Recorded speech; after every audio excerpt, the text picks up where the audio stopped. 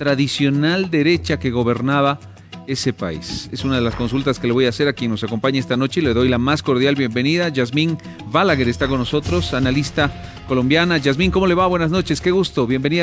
Muy buenas noches, muchas gracias por la invitación, un gusto saludarlos. Yasmín, ¿por qué llama tanto la atención que Colombia haya girado a la izquierda? Bueno, tradicionalmente Colombia es un país conservador, confesionista. Es realmente una sorpresa, puesto que las encuestas daban como ganadora a Rodolfo Hernández, quien tampoco era una opción que había sido viable hasta hace muy poco.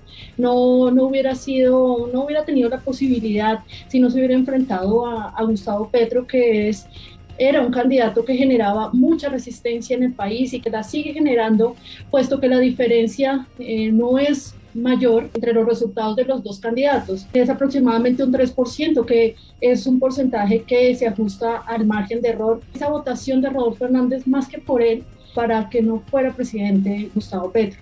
Y esto se debe pues a varios factores, una sumatoria de muchas variables, principalmente un gobierno que ha tenido unos malos resultados, como fue del presidente Iván Duque, actual presidente, en materias principalmente de seguridad. Hay unos índices de violencias de diferentes tipos de crímenes que se han disparado en el país, y esto se suma al pesimismo que ha venido con la pandemia, que ha creado un ambiente de pesimismo muy generalizado por el golpe económico tan fuerte y tan estructural que nos retrocedió en 10 años de logros de bienestar en el país. Gustavo Petro se apegó desde hace casi una década que viene en campaña aproximadamente a una narrativa de profundizar y ahondar ese sentimiento de malestar en la sociedad, de incentivar y motivar las movilizaciones sociales que tenían diferentes contenidos, incluso problemas desde hace 200 años que somos república, estaban allí,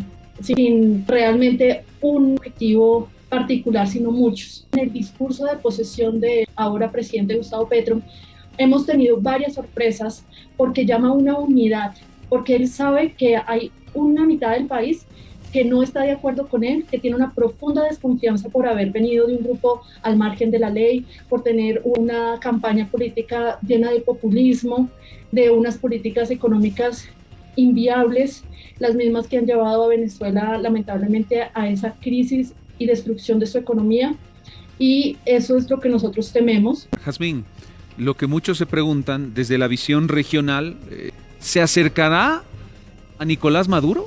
Sí, él lo ha manifestado, que va a restablecer las relaciones con Venezuela. Con Venezuela compartimos una frontera muy problemática, compartimos un problema de seguridad, crimen organizado, de diferentes tipos de economías ilegales en la frontera, que ha traído muchos problemas porque se resguardan en Venezuela, tienen campamentos, allí hay enfrentamientos con la Guardia Nacional. Es necesario un trabajo mancomunado, entonces cambiar o girar para entablar esas conversaciones en ese sentido de una seguridad binacional y asimismo una seguridad hemisférica es muy importante.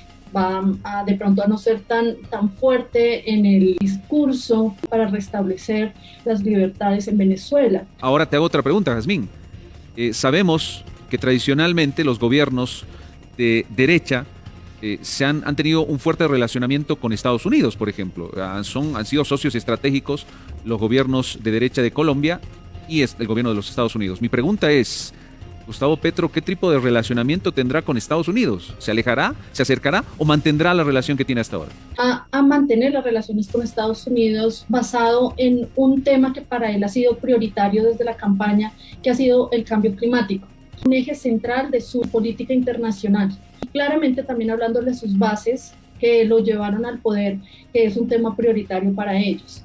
Yo creo, por las actitudes últimas que ha tenido el ahora presidente Gustavo Petro, que quiere dejar un poco de lado el discurso populista que lo caracterizó en la campaña y preocuparse más por cómo lo va a recordar la historia. Y creo que buscará unos resultados favorables, buscará desarrollar esas relaciones con Estados Unidos, mantendrá ese discurso ambivalente, hablándole a sus bases, pero actuando paralelamente en pro del bienestar de esas relaciones bilaterales. Y hablando de Colombia, ¿qué pasará con esos diálogos? Con el ELN ya fue claro, celebró que Gustavo Petro haya sido elegido, puesto que a él le favorece porque se podrían restablecer de negociaciones que se pararon con el presidente Iván Duque porque no hubo una voluntad y un cese al fuego por parte de este grupo criminal. Gustavo Petro tiene una visión diferente con respecto a los grupos criminales en cuanto a cambiar un poco la estrategia del combate a estos grupos, de no considerarlos enemigos del Estado o enemigos internos, sino enfocado más a una justificación de su actuar, llamando o centrándolo en las necesidades de la sociedad, en esas causas objetivas del conflicto, de la falta de oportunidades y de la presencia del Estado en estas regiones que llevan a estos grupos a tomar las armas.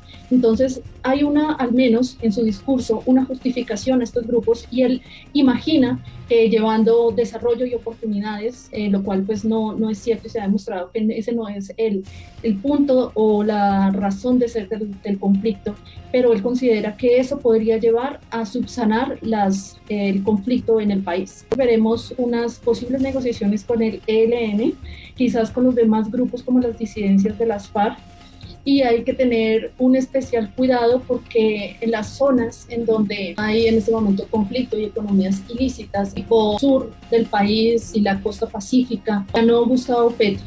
Es un hecho, en este lugar hay alto abstencionismo, pero una votación masiva por Gustavo Petro.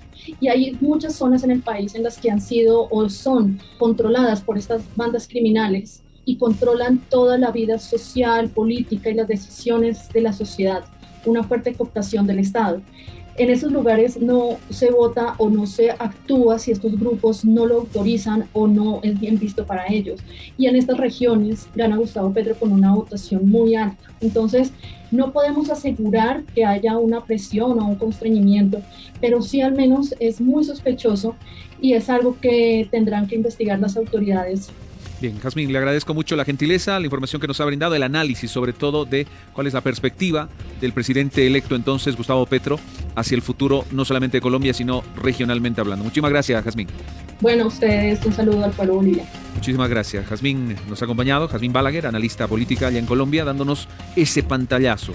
Muchas dudas que se tienen todavía de cuál va a ser el camino que va a seguir el presidente electo de Colombia.